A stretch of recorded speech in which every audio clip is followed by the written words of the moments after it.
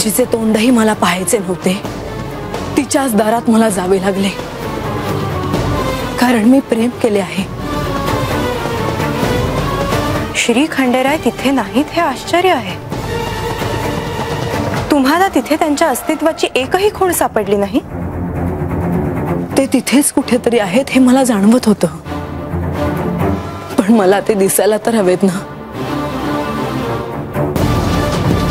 परंतु तुम्ही आल्या आल्या नारद मुनींना का बोलवलं आहे?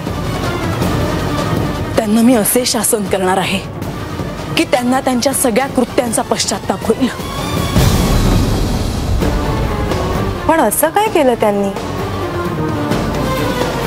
त्यांनी काय केले नाही म्हणून विचारा। बानूचे खरे गुरु नारद मुनीच आहेत। त्यांनीच तिला श्री खंडेरायांविषयी सांगितले, त्यांनीच त्या दोघांची भेट घडवून आणली। भक्तीच्या पुढे जाऊन त्यांनीच तिला प्रेम करायला प्रोत्साहित केले आणि मला मात्र अंधारात ठेवले। पण हे तुम्हाला कोणी सांगितलं? प्रत्यक्ष त्यांच्या शिष्येनेच। आणि एवढेच नाही तर सारीपाटाचा डाव हे देखील एक षडयंत्र होते आणि त्याचे खरे सूत्रधार नारद मुनीच होते।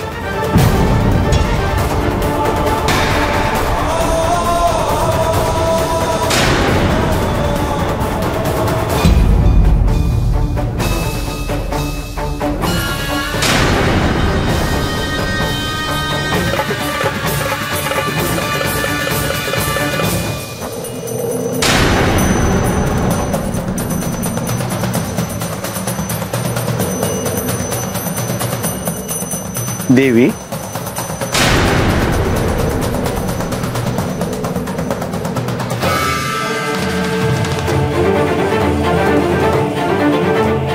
मुनिवर कुठे आहेत? देवी, मी माझ्या सोबत घेऊन आलोय त्यांना, परंतु ते आत यायला काही तयार नाहीत। सत्याचे भय वाटते आहे का त्यांना? मुनिवर,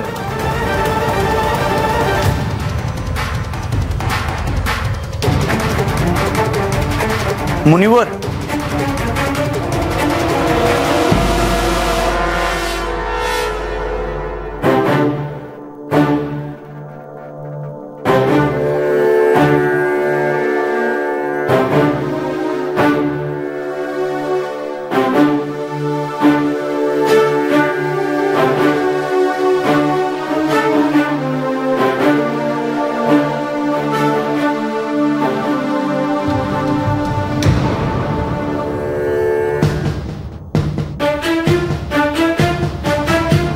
देवी,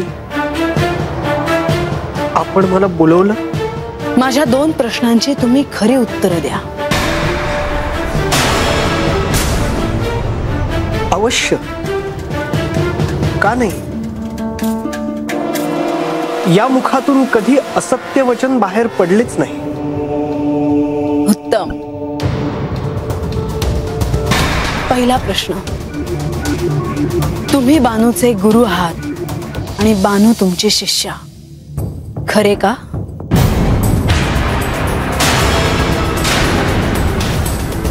हो, खरे आहे।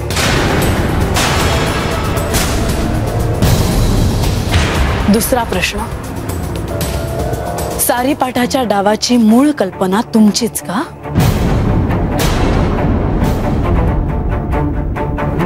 देवी, त्याचे असे आहे की हो की नाही?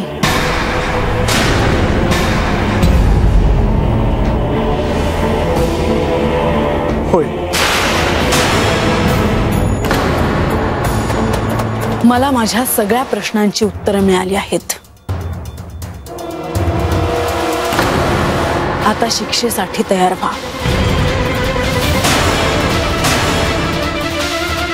मी काय म्हणतो देवी, नारद मुनींना हीच शिक्षा आहे की त्यांनी हा गड सोडून जायचे नाही।